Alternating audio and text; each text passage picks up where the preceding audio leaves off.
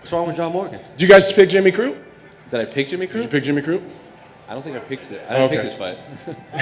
No, just on the MMA Junkie thing where all the writers pick fights. Yeah, it's this man, right? Yeah. I picked wrong. It was like an 8-4. What kind of shit is that? It's just, you gotta read MMA. You gotta read MMA fighting. Listen, guys, you know I don't care. I'm just giving it.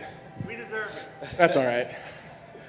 Well, Anthony, congrats on the win. Initial thoughts after your second straight victory? I mean, that's pretty much how I thought it would. You know, you see all the predictions and the pundits and the fans online. They really thought he was going to smoke me. Like it wasn't even going to be competitive.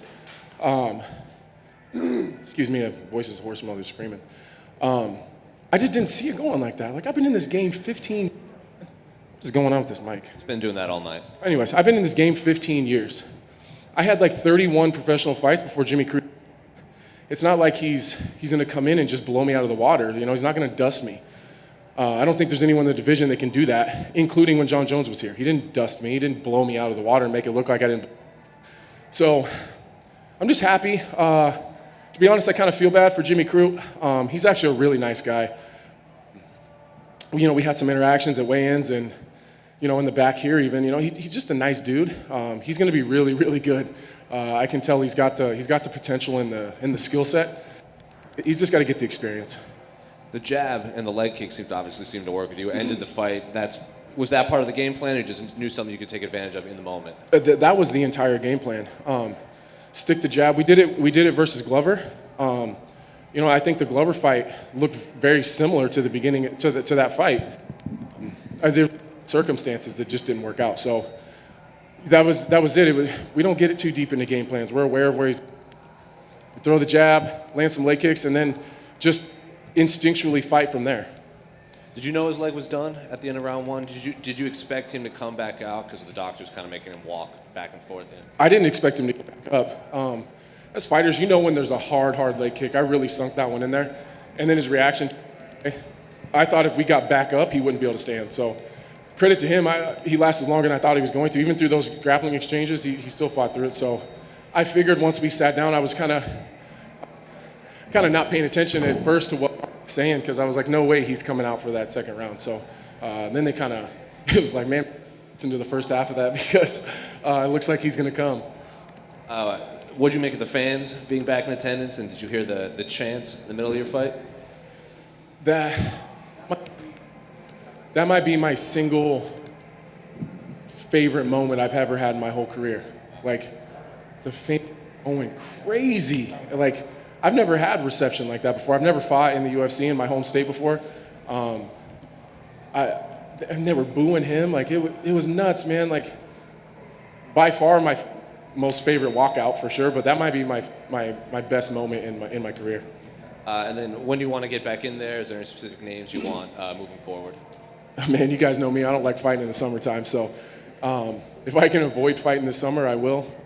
If a great opportunity pops up that I can't turn down, we'll take it. But yeah, I'd like to take the summer off, keep continuing working, get back and forth to Denver, and just continue to get better. I need to do a better job of skill building in between fights, so yeah, that's my plan right now.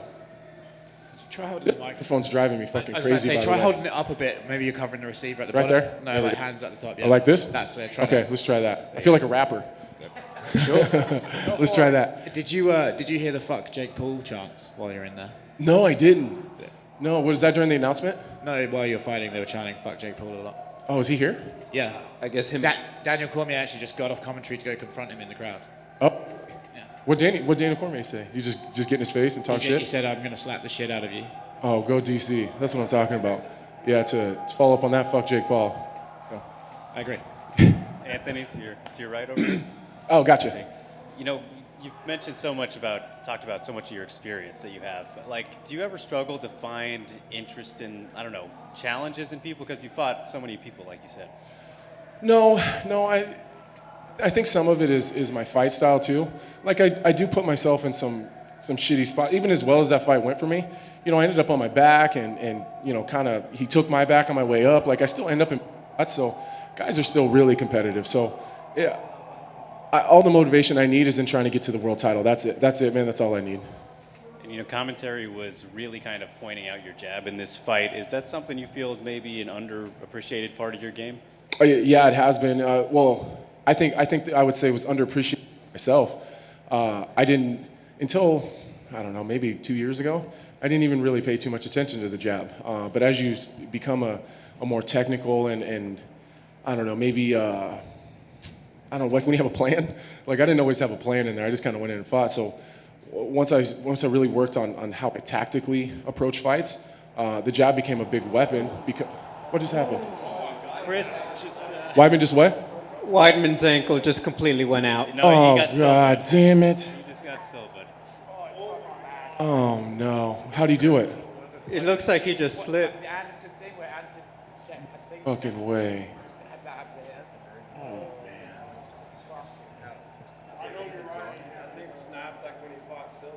It literally looked exactly like the same as the Anderson. Fuck, man. I mean, the whole thing was. Fuck. Did some of my training camp with Weidman. I mean, I said this during the week. I don't know how Chris Weidman's ever lost a fight after training with him. He's the best guy I've ever trained with.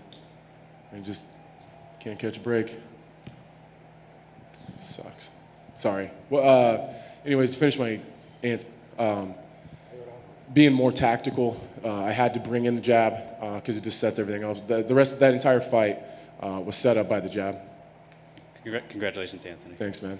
Anthony, it's hard to not ask about this because we just had your opponent almost had an injury. Now we're seeing another injury. Yeah. As much fun as it is to watch these great KOs and stuff, is this a reminder of the seriousness of what you guys all go out there and do when you put it on the line? Yeah, man. Chris Weidman, maybe he's, in the past he's even admitted that he hasn't always put the work in. He cut some corners, especially when he was champion. He just, you start thinking you're so good, you work as hard as everyone else. The thing that sucks is, on top of injuries and Chris isn't the youngest guy in the world, so depending on how bad it is, who knows what happens. But he really put the work in this time. So just imagine being Chris Weidman. You spend weeks and weeks and weeks training for this. You leave your family. You just all the sacrifice, the pain, the sleepless nights and the early mornings to go in and like your body just not hold up. Like I haven't seen it yet, and I'm not sure I want to, but. By the reaction of the crowd is pretty disgusting. So for just a bone to break and then you don't get a shot, like that sucks, man. Like, just think about this. It's gonna suck and he's gonna probably have to have surgery, right? But he's gonna feel that the rest of his life. Like, just for hear those cheers. That's crazy to me. I don't know why the fuck we do this sometimes, to be honest with you. It's crazy. And something I did want to bring back up, you were talking about the leg kicks. Talk a little bit more. It felt like they really were key for you. Is that something that maybe just didn't, up to this point, you maybe didn't utilize them as good because you have so many tools to choose from? Are they becoming more of a bigger part of your game plan? I really started paying attention to the leg kicks. I've always had really, really heavy leg kicks. I think there's some parts of my game haven't always been as developed, so they don't really work their way in. But if you just take just my leg kick, I think I got some of the best leg kicks in the game. It's just really developing everything around it so that I can land those kicks. And I keep saying it all the time, even at 32 years old, 51 fights in 15 years, I feel like I'm just now getting good. Like I feel like I'm just now learning how to fight. Like I'm following a game plan. I'm really tuned in to Mark and Danny and Scott. I don't know, I just feel like I'm finally getting good. I think I've just kind of gritted my way up to this point, but I really feel like I'm getting good now. And now does it feel like, now you got these tough prospects like Jimmy Crute coming up. Have you kind of, even though you are still aiming for the title and all this stuff, have you kind of felt like you've settled into this role as sort of like the gatekeeper? I know in time some people are like, oh, don't give me that title because that's just a guy that's not going to the top. But now you are getting saddled with all these up-and-coming prospects. Is there some pride in there knowing that you are the guy that a lot of these cats have been watching for so long, but then they get to come in and test their skills against you, and you keep showing new wrinkles? Yeah, the pride comes in what I do to those guys when that time comes. And if you really want me to break it down and get really basic with you guys, with bonuses and stuff, I made more money to beat up than I did to fight John Jones. So it's like, if you want to keep feeding me these guys for the same money, the paychecks are the same, whether it's Dominic Reyes or Jimmy Crute. That's why I don't really give a shit. I'm not turning down fights. I'm just as motivated. I get just as prepared. But there is part of me that just feels good kind of knocking these guys back down another level because I don't want them to be successful. It's just, it's really proven stuff to myself. Like, I can't wait to get back and be able to sit down on my Instagram and then start sending all these screenshots back to all the people talking shit. I'm petty, man. I really get a kick out of that. And lastly, looking at the rest of 2021, what sort of goals are you going to set for yourself?